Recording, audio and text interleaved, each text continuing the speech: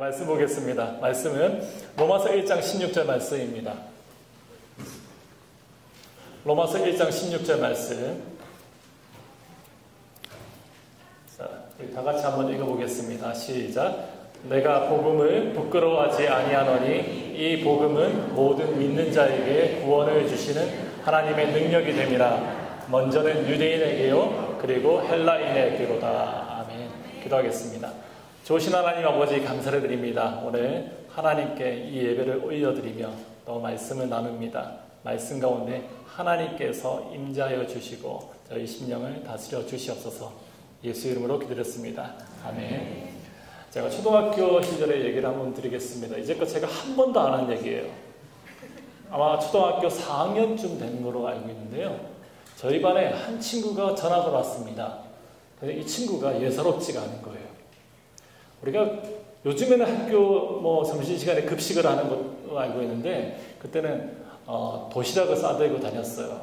이제 점심시간이니까 도시락을 다 펼쳐놓고 얼른 이제 먹기 시작해야 되잖아요. 근데 이 친구를 보니까 가만히 앉아서 너무나 바른 자세로 기도를 하는 겁니다. 기도를 정말 정성스럽게 기도를 하고 도시락을 먹는 거죠. 저는 그렇지 않았으니까. 저는 절대 기도를 하더라도 아멘 그러고 밥 먹었거든요. 네, 누가 볼까봐. 이 친구는 그러기를 매일같이 하고 있는데 이제 썬데이가 돼서 주일날 교회를 갔더니 저희 교회에 와 있는 거예요.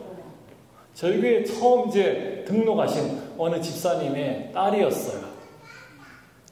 그 친구를 볼 때마다 저는 그 이후로 한 1년 이상 같은 반이 되는 동안 참 힘들었습니다. 그 친구를 보면서 그 친구가 아마 속으로 그랬을 거예요. 내가 네가 누군지 알아. 너 우리 교회 목사 아들이지. 얘기를 안 했어요. 그런데 속으로 제가 얼마나 부끄러웠는지 몰라요. 그 이후로 이 친구가 기도는 계속 했겠죠. 근데 장난기 있는 친구들은 그 시간에 가만두겠어요. 도시락을 감추기도 하고 또 반찬도 뺏어 먹기도 하고 여러 일들을 했는데도 불구하고 아랑곳하지 않고 계속 이 친구는 기도했어요. 그런데 아이들이 한두 번 장난치다 보니까 지치잖아요. 그러다 보니까 나중에는 오히려 이 친구한테 관심을 가지는 겁니다. 너 어느 교회 다니니? 저기 있는 거기 조그만 교회 있잖아. 거기 지하실인데 거기 어느 당구장 밑에 지하실에 있는 교회 있어. 자랑을 하는 거예요. 그러고 나서 그 아이가 자기 친구들을 데리고 교회를 오는 거죠.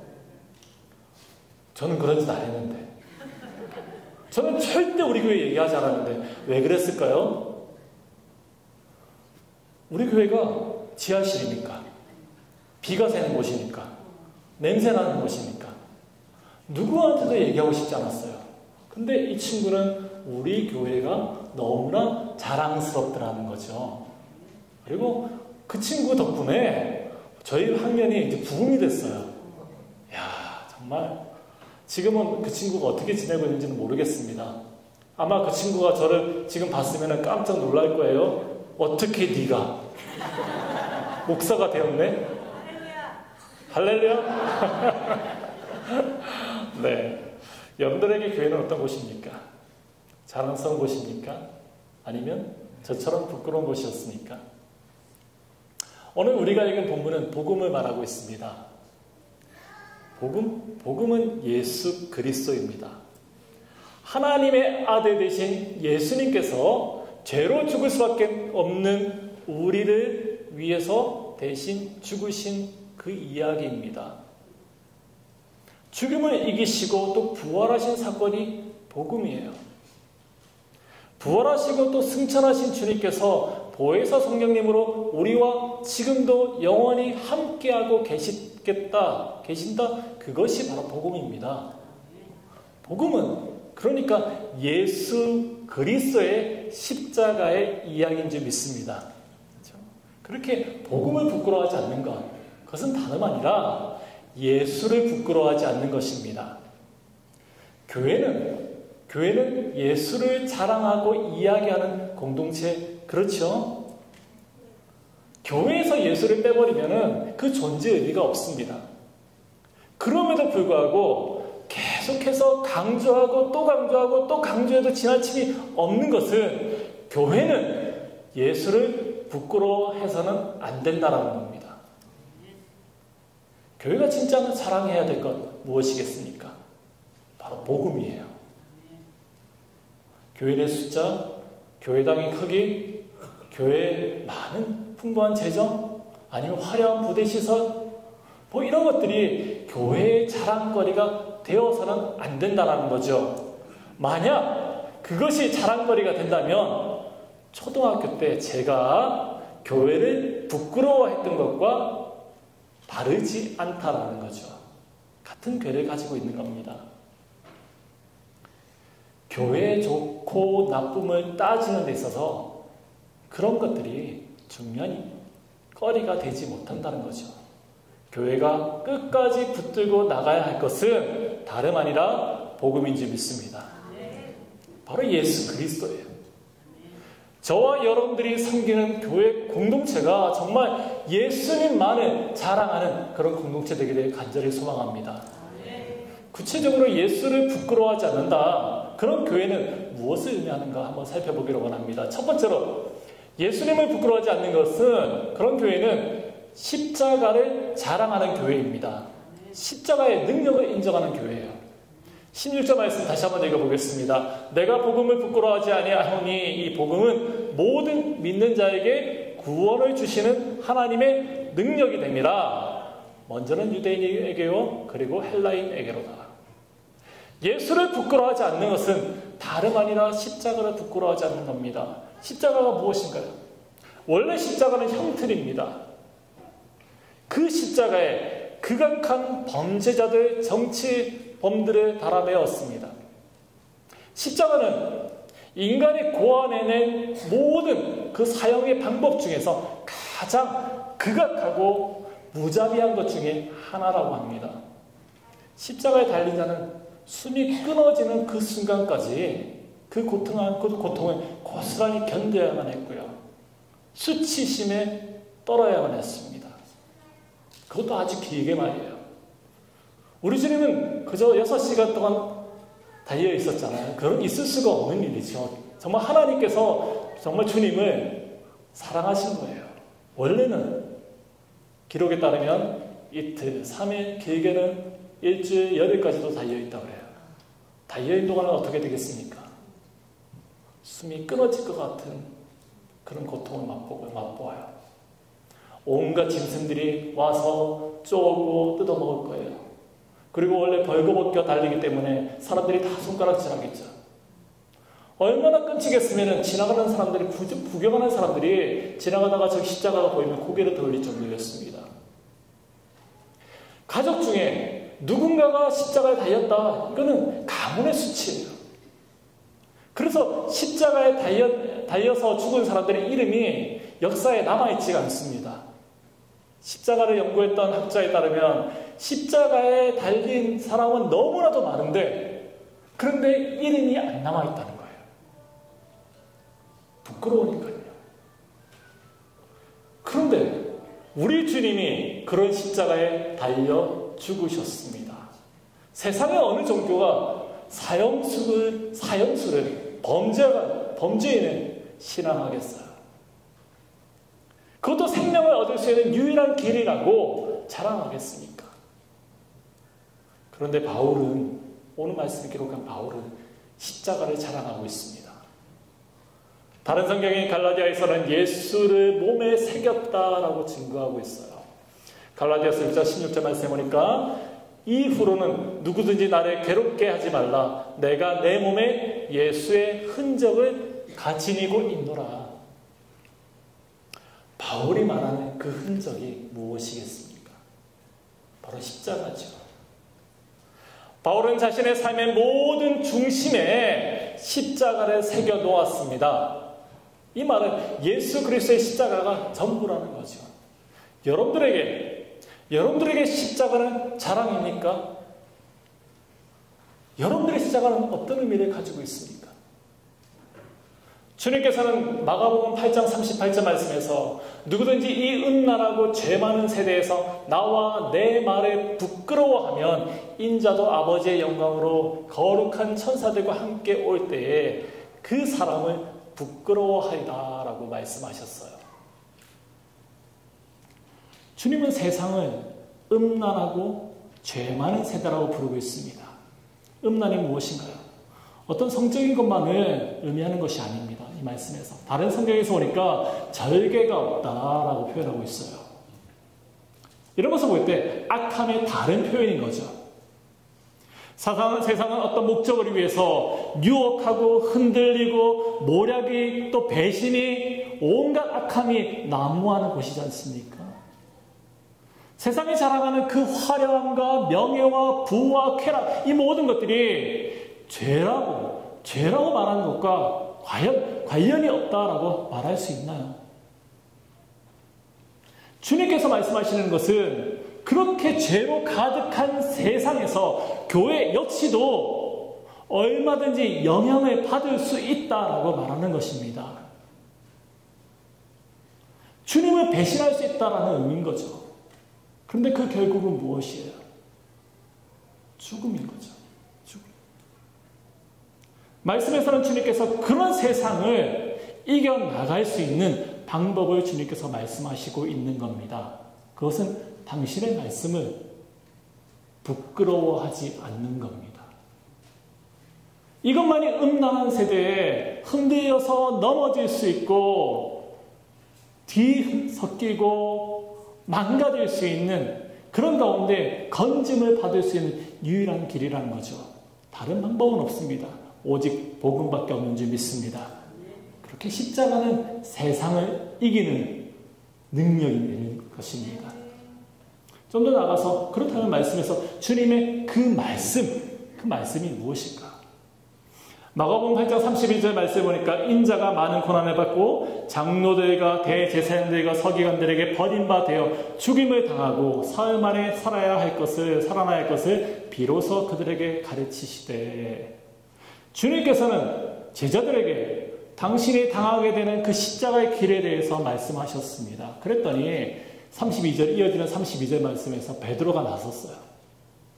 베드로가 예수를 붙들고 항변하였다라고 말씀은 보여줘요. 베드로는 예수님께서 고난을 받고 버림을 받고 죽음을 당하는 것을 참고 견딜 수가 없었습니다. 내가 모시는 예수가 절대 그렇게 돼서는 안 된다라는 거죠. 세상의 지도자로웠는데 세상을 변혁시키고 뒤집어 엎을 그런 리더로 오셨는데 내가 모시고 있는 그 존재가 어떻게 세상 가운데 고난을 받고 모욕당하면서 죽는다니요? 있을 수 없는 거죠. 그렇게 펄쩍 뛰면서 예수님께 따져 물은 거예요. 그랬더니 예수님께서 33절 말씀에서 사탄아 내 뒤로 물러가라. 내가 하나님의 일을 생각하지 않고 도리어 사람의 일을 생각하는도다 라고 예수님은 단호하게 선포하셨습니다. 베드로는 예수님이 감당해야 하는 그 십자가를 인정할 수가 없었어요. 앞서 38절에서 읽은 것처럼 음란하고 죄 많은 세대에서 주님이 당하셔야 하는 그 고난, 죽음, 그것이 부끄러웠기 때문이에요. 주님은 그런 베드로를 사탄이라고 그러죠. 사람의 일이라고 얘기하고 있습니다. 그리고 주님께서는 다시 말씀하십니다. 34절이에요. 무리와 제자들을 불러 이르시되 누구든지 나를 따라오려거든 자기를 부인하고 자기 십자가를 지고 나를 따를 것이니라 라고 말씀하셨습니다. 주님의 말씀은 십자가를 자랑하고 그 십자가를 지는 것이다 라는 겁니다. 그것은 예수님께 속했다는 이유로, 예수님을 믿는다는 이유로 세상 사람들로부터 온갖 차별과 모욕과 심지어는 목숨까지도 잃을 수 있다라는 것을 의미하는 거예요. 그럼에도 주님은 말씀하시죠. 그럼에도 불구하고 십자가만이 길이라고요. 십자가만이 능력이라고요.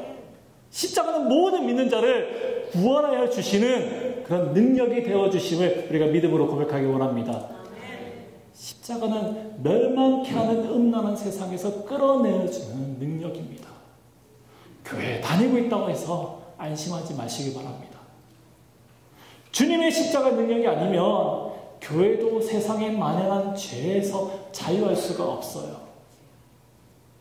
누가 감히 죄의 유혹과 상관이 없이 살고 있다, 나하고는 아무 관계없는 일이다 라고 자신할 수 있겠습니까? 나의 힘으로 되지 않죠. 그래서 십자가 아니고는 방법이 없다는 겁니다. 그런 고백 가운데 오직 주님의 십자가만을, 주님의 말씀만을 붙들고 나아가는 저와 여러분들에게를 간절히 소망하여 봅니다. 두 번째로, 예수를 부끄러워하지 않는 것은, 예수를 부끄러워하지 않는 교회, 그것은 하나님의 뜻을 따라서 살아내려는 교회입니다. 마가복음 12장에 보면 한 서기관이 예수님께 묻습니다. 많은 계명들이 있는데 그 중에 가장 큰 계명이 무엇이냐고 물었습니다. 이 예수님께서는 하나님을 사랑하는 것과 내 이웃을 사랑하는 것이 가장 큰 계명이다라고 말씀하셨습니다. 계명이 무엇인가요? 계명은 하나님의 말씀이지요. 하나님의 뜻입니다. 그 뜻에 대해서 주님은 하나님을 사랑할 것과 이웃을 사랑하라, 그것이 가장 중요한 거다라고 말씀하신 거예요. 하나님께서는 당신의 백성들로부터 기쁨과 영광을 받으시기를 원하셨습니다. 그리고 당신의 백성들이 이 땅 가운데서 하나님의 그 사랑을 드러내는 인애를 드러낼 것을, 공의를, 정의를 행할 것을, 그러한 존재로 살아가기를 주님께서는 작정하셨다는 거죠. 무엇으로 하나님을 기쁘시게 하겠습니까? 빠지지 않고 예배에 나온 거요? 많은 헌금을 하나님께 드리는 거요? 열심히 수고하고 봉사하는 것으로요? 이사야 10장의 11절과 12절 말씀이 이렇게 증거합니다. 여호와께서 말씀하시되 너희의 무수한 재물이 내게 무엇이 유익하뇨? 나는 순양의 번제와 살찐 짐승의 기름에 배불렀고 나는 수송아지나 어린 양이나 수염소의 피를 기뻐하지 아니하노라. 너희가 내 앞에서 보이러 오노니 이것을 누가 너희에게 요구하겠느냐? 내 마당만 밟을 뿐이니라. 그리고 계속되는 말씀에서 성애와 아울러서 악을 행하는 것을 내가 견디지 못하겠다라고 하나님께서 이사야의 입을 통해서 말씀하셨습니다. 하나님은 당시 이스라엘 백성들의 만연한 죄악을 지적했습니다. 그들의 헌금을 가증하다고 여겼어요. 그들의 예배를 성전 마당만 밟고 나가는 거다라고 말씀하셨습니다. 그리고 참되게 예배하는 자라면 하나님 나라의 그 정의와 공의와 사랑을 드러낼 것을 말씀하셨어요. 하나님의 그 뜻이 온전하게 드러나야 되는 것이 나는 곳이 어디겠습니까? 완벽하게 구현되는 것이 어디겠어요? 바로 하나님 나라죠. 하나님은 당신의 나라의 백성들로 하여금 이 땅에서 그렇게 하나님 나라의 백성으로 살기를 원하셨다는 겁니다. 그것이 하나님의 뜻이에요. 그런데 우리 좀 솔직해지자고요. 우리 알아요. 너무나도 많이 들었던 말씀이잖아요. 세상 가운데서 정의롭게 공의를 해가면서 사랑을 베풀면서 살아라. 너무나도 우리는 잘 아는 말씀이지 않습니까? 그런데 문제는 어렵다라는 거죠. 안 된다라는 거예요. 오직 하나님의 뜻대로 살기를 원하는데 그렇지 않은 세상 속에서 그리스도인으로서 살지 못하는 나의 모습을 보면서 부끄러움을 느껴본 적은 없습니까? 제가 그렇잖아요. 초등학교 4학년 때예요. 도시락 먹을 때 기도 한번 제대로 못했다고 평생을 마음에 아려요. 부끄러운 거죠. 정말 마당만 밟는 성도가 되고 싶지 않은데, 이사야 이 말씀 우리가 읽을 때마다 마음에 찔림을 받는데 그것이 어렵다라는 거죠. 그런데 문제는요, 그럼에도 불구하고 살아내야 한다는 겁니다. 살아내야 한다는 것은 힘든 거예요. 그래서 우리는 산상보훈의 말씀처럼 애통해야 하는 겁니다. 안 되는 나의 모습을 보면서 애통해야 하는 거예요. 가슴을 뜯으면서 나 정말 하나님의 백성을 잘 예배하고 싶은데 안 돼요. 가슴이 뜯으면서 슬퍼할 수밖에 없는 거잖아요. 그러면서 나는 주님 앞에 의에 줄이고 목이 마른 자가 되는 겁니다. 네, 나는 갈급합니다. 주의 은혜가 아니면 안 됩니다 라고 채워주소서 라고 고백하는 우리가 아니겠어요? 정말 주님 앞에서 그렇게 살아내는 겁니다. 우리는. 저는 함께하는 교회에 이렇게 성도들과 함께 몇 주간을 우리 데살로니가 전서 말씀을 가지고 나누었습니다. 그 말씀에 소개되는 데살로니가 교회 성도들, 말씀에서 데살로니가인의 교회라고 말씀하고 있어요. 그만큼 그 교회 성도들이 중요하다는 거예요. 거기에 좀 관심을 가지고 읽으라는 뜻이겠죠. 근데 그 성도들 보니까 그 교회가 그래요. 도시 가운데 세워진 교회였어요. 어느 도시가 그랬던 것처럼 도시는 사람들이 모이는 곳입니다. 돈을 쫓아서요. 살아남기 위해서. 그래서 돈이 지배하는 것이고 생명이 경시되는 것이었습니다. 그 험악한 땅에서 오직 살아남는 것이 유일한 삶의 목적이 되는 것이 바로 그런 도시였습니다. 그곳에 교회가 세워졌어요. 그런 험악한 세상 속에서 교회 성도들이 교회를 일구어 살아가는데, 그런데 그들은 예수님을 믿기 때문에 온갖 부당함과 폭력과 여러 가지 악함에도 개의치 않고 오직 주님께서 기뻐하시는 삶을 살기 위해서 치열하게 애썼습니다. 그야말로 성도로 살아났어요. 그랬더니 세상은 그 데살로니가 교회 성도들에게 주목하더라는 거죠. 그들의 믿음 어린 삶의 모습이 각지에 퍼져나갔다라고 말씀을 증거하고 있습니다. 그들을 통해서 다시금 재생산된 그런 복음의 그 삶의 모습이, 그들의 살아내는 모습이 사람들을 감동시켰다는 거죠. 그들의 모습을 통해서 세상은 주님을 보았습니다.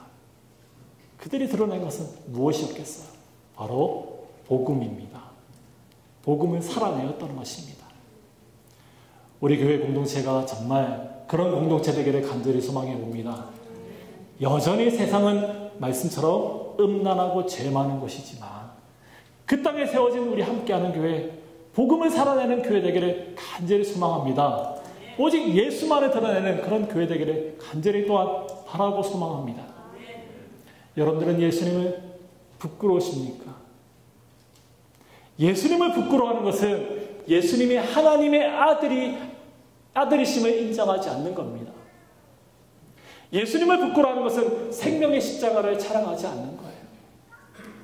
십자가를 부끄러워하는 것은 죄인으로 죽어야 하는 나를 살리기 위해서 주님께서 죽으셨다. 그 사실을, 그분이 예수님이심을 인정하지 않는 겁니다. 십자가를 자랑하지 않는 것은 그리스도인으로 당할 수밖에 없는 그 고난을 수치로 여기는 거죠. 주님을 부끄러워하는 것은 죽은 자를 살리시는 하나님의 능력을 인정하지 않는 겁니다. 예수님을 부끄러워하는 것은 이 땅에서 사랑과 정의와 공의를 행하며 살라는 하나님의 뜻을 행하지 않는 겁니다. 그리스도는 누군가요? 그리스도는 십자가를 지고요, 복음을 살아내는 그런 사람들입니다. 우리 함께하는 교회, 그렇게 예수를 부끄러워하지 않는 그런 교회 되기를 간절히 소망합니다. 교회를 시작하면서 어떤 분이 제게 물으시더라고요. 이 땅에 정말로 수많은 교회들이 있는데 왜 또 하나의 교회를 시작하느냐? 아니요, 해야죠. 복음은 자랑거리이기 때문입니다. 교회가 복음을 자랑하는 곳이라면 얼마든지 교회는 세워지고 또 세워져야죠. 복음은 하나님의 뜻이기 때문입니다. 복음으로 시작해야죠. 복음은 살아내야죠.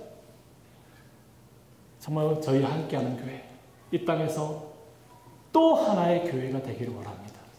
여기서 말하는 또 하나의 교회, 다른 교회예요. 그 어떤 교회보다 예수님을 부끄러워하지 않는 그런 교회 되기를 여러분들 열심히 우리를 위해서 기도해 주시길 소망합니다.